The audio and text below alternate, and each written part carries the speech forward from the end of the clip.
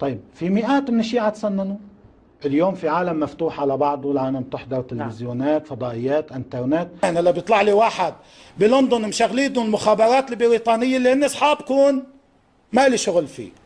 طيب هذا الشيعي اللي فاتح تلفزيون مثلا بلندن، هذا مصرياته من وين؟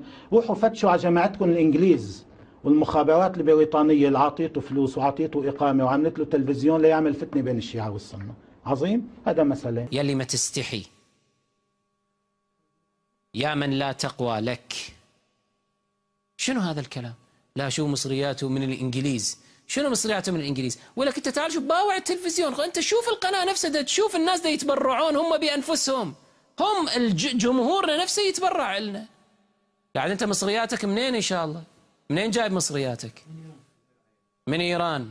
وإيران إن شاء الله خامنئي وارث ورث أبوه مال بيت أبوه، هذا إن شاء الله محصل فلوس اللي دا يمولك، مو فلوس الشعب، مو فلوس الإيرانيين نفسهم، مو فلوس بيت المال، بيت مال المسلمين، فلوس الإمام المعصوم عليه الصلاة والسلام. وشنو تسوي أنت بيها؟ مقاومة. طيب خلي هذا القسم نجوزه بنحو من أنحاء التجوز، مع أنه خامنئي لا يملك، أنه هو مو حاكم شرعي معتبر جامع للشرائط حتى يقدر يتصرف ببيت المال، ما إلى الصفة خامنئي شرعا، ليس له صفة.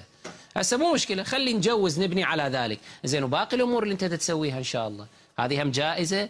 تجيب لك مغنية تغني بعيد المقاومة والتحرير، جايب له مغنية إحدى المؤمنات القريبات أبلغتني، تقول تلفزيون المنار جايب له مغنية على المسرح واقفة وتغني عيد المقاومة والتحرير وصورة حسن نصر الله وما أدري شنو.